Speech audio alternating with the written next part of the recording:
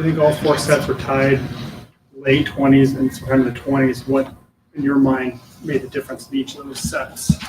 Well, we won one of those in the 20s, and then, but I just think that, there's 2 really good teams going after each other, and depending on matchups and what's going on, we just, needed to capitalize. I can't, like, off the top of my head say exactly what happened in each match right now until I kind of look at that.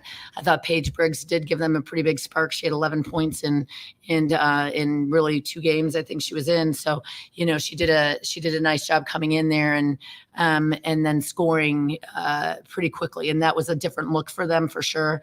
And it took us a little bit trying to adapt to it. We started getting hands on her attack and slowed that down a bit, but it did change a little momentum for them at that time.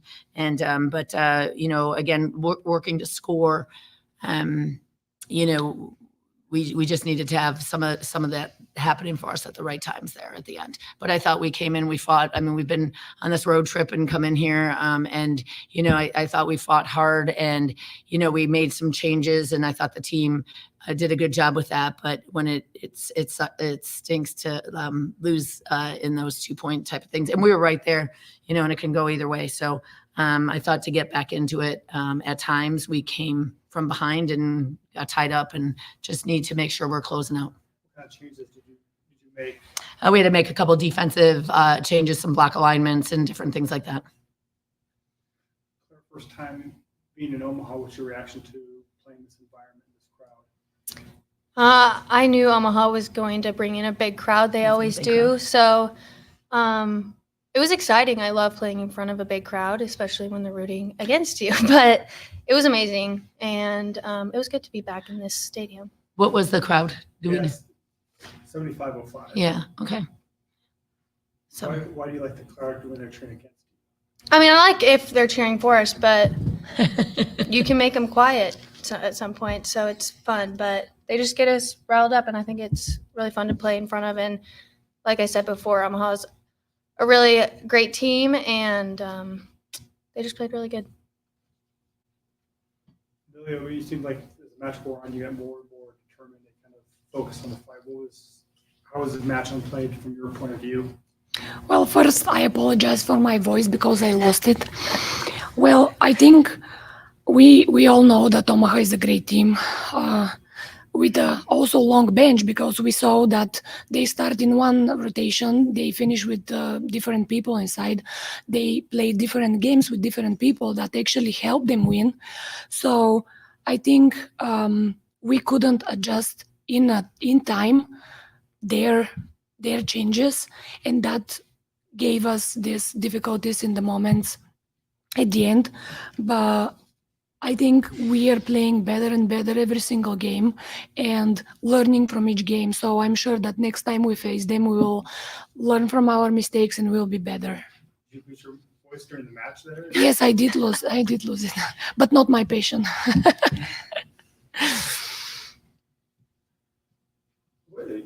Coach, you changed setters in the 4th set there for a little bit. What were you trying to do out of that? just get a different look a little bit, and just kind of capitalize on that at that point. Yeah.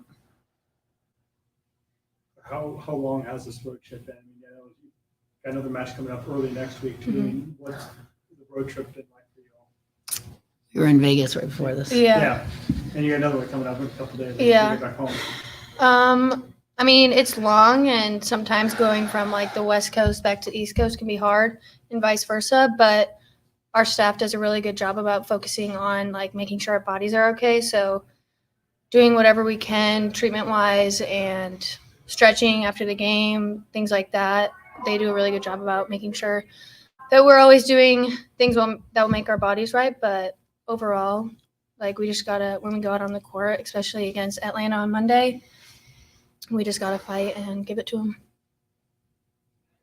Claire, now that the championships have been announced in Omaha, can you talk about your desire to get back here to that championship weekend? Yeah, it's kind of crazy because I actually played my last college game here in this arena. So, again, Omaha, they're going to bring a lot of fans in, and it's just really exciting. And I do believe that this team can make it to the championships or playoffs, and I'm just really excited to see what we can do.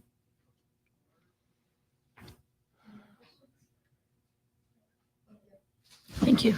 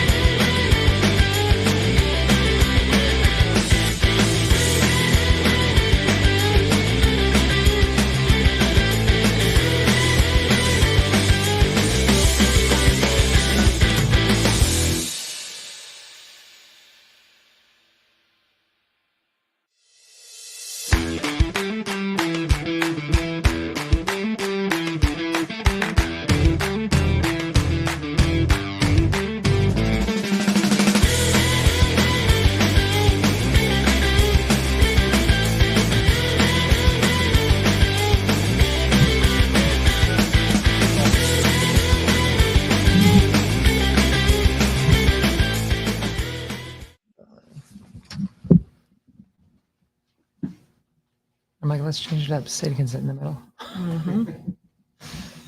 Thank you, everyone, for joining us. We have Omaha Supernovas head coach Laura Bird-Kuhn, along with setter Sydney Hilly and outside hitter Brooke Miller.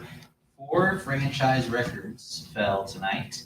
The 24 kills by Brooke, our franchise record. Well, she also tied the individual digs record with 21.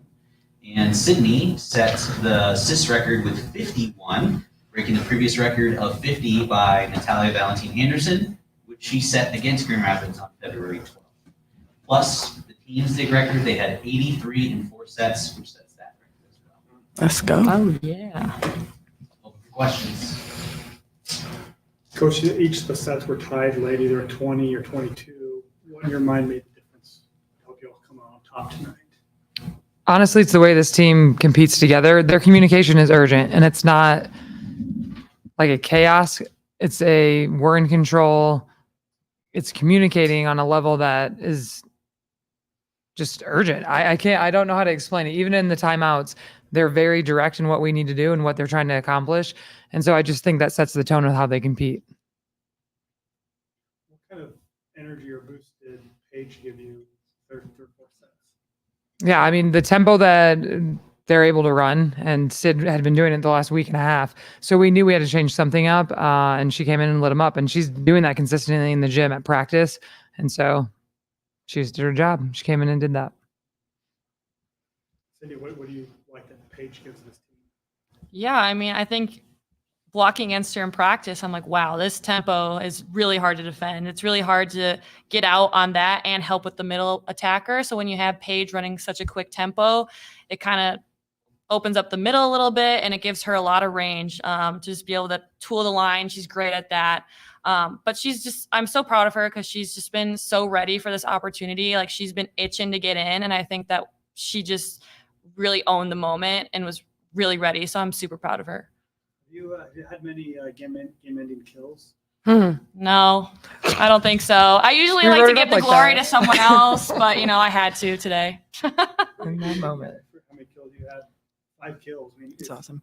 Is that just being intentionally more aggressive and looking for your own offense? Yeah, that was a little bit of the game plan. I mean, I feel like that's something that we've talked about all year that I'm trying to work on at practice. And today I was like, you know what? Let's just do it. Let's just go for it. Because usually I'm one who likes to just save balls, get them to my hitters, give them all the glory.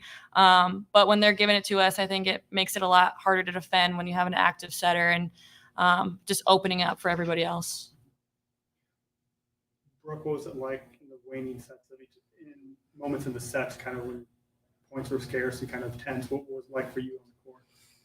I think that was like the most aggressive mindset that we've had towards the end of every single set. Maybe the one we lost, the second one, I felt like hesitation, like we were on our heels a little bit. But I don't know, we were making eye contact. We were just ripping balls. We were bettering the ball. I think we just did a fantastic job of not getting hopeless at all. If they scored a couple points, we just bounced back and fought harder, which was I'm very impressed with. How did it feel? You had almost 2 weeks off to get back out there. I mean, was there a lot working on, or was there good to be back on the court tonight? I think honestly, rest is good sometimes. It's a grind this season. Like sometimes I think this week we have 4 matches in 8 days. It's a lot of volleyball. And so I think we've been really great with giving our players off time. And, I think we're good coming back into practice and being all right, let's go, like really good intentionality. So I think some teams might struggle with not playing for 2 weeks, but I think we do what we need to do to get ready on the court. What was your kind of intention during that off time? Was there change up, kind of work with some things, or give them a lot of rest? We worked on a lot of our block and defense, to be honest, and I think that showed tonight. And this week we specifically just focused on what we need to do against Grand Rapids. But Brooke said it in the one timeout, as long as, they're going to score points, but then we just side out automatically. But that's their communication and the urgency they instill in each other. We don't have to really say much. So I think they buy in how we're training and what we're focusing on, but the execution comes in match time. They're well driven by each other. I think you heard that set the kill record tonight. Brooke set the kill record. What was she able to do that you thought that was able to do to set that tonight was working well for her? Yeah, she was just demanding the ball, and I gave her the ball a lot, and I think that she was using all of her tools. She was showing her range. She was going line, off the hands, cut shot, tips. So I think that she was really having the defense on their heels with just how much range she has. Defending her, it's like, what do you take away if she can hit everything? So I think she did a really good job of just changing it up and finding new ways to score, even though she had a double block in front of her most of the time. Thanks, Quinn. You're welcome. For both the players, they announced that semifinals championship will be here in Omaha. What does that mean to you? The first time I saw it, I was like, oh, that's exciting. But then I was like, okay, wait, we got to make it there first. This is a long season. We're only a little bit over halfway. A lot can happen. So we're trying to stay in the moment. And then, if it happens, I think that Omaha will be a great place just because of how much they love their volleyball, and the fans will definitely show out. So we're trying to stay in the moment, but we're excited about it. We've just said protect our home court, and that's something that, we've been playing with this year a little bit. I think our record at home is worse than on the road. And I think we've been playing with different things. We've been adding a serve and pass. We've been doing little things like trying to adjust our mindset, or just saying how are we preparing differently when we're at home? And I think you could see these last 2 matches, there's been a drastic change. Tonight, I was just so proud of this group for just resilience. Every single point we're bouncing back.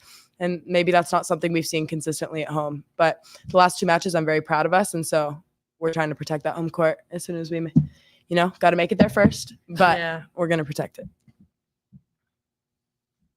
How do you try to not make that feel like pressure that they have to deal with to get here, get to the home court? It's not pressure. I think everyone knows. They're competitors. I think our number one goal is, like they're saying, protect home court. It really isn't about the end goal of the Final Four. We needed to set that tone and change that tone just because. But I think we know it's match to match. We don't really talk about that stuff, so they're good at the process. I just want to add really quick, I just want to talk about Paige. She is honestly, she just cares more than any other player. And I think, like Sydney was saying, she's itching to get on the court, and I've never seen a player so fearless. And so just I'm so impressed with her, and I think she's a big reason why we got that win tonight. Just so impressive. It's cute. And it's true. It's true. Does she change the dynamic when she's on the court as opposed to on the sidelines, or what did she add? She's screaming it. When she steps on the court, I said, just go rip it, and she's always doing that in practice. But it's if she feels like we're on our heels, we're tipping, we're doing something, be aggressive, and she's just screaming at us. Yeah, if there's one thing I know about Paige, she's going to go for it no matter what. There's no fear in her. You don't see rookies doing that, and so it's just very impressive. So, yeah. Good work. Thank you. My server sheet was bad today, guys. You got ace? I have an error on server sheet. Oh, it's the neck clip. Thanks, guys. It's because you touched it. Because you touched it. 2 in a row. I was like, are you kidding me? I'm like, It's I was ready for it too. You're old.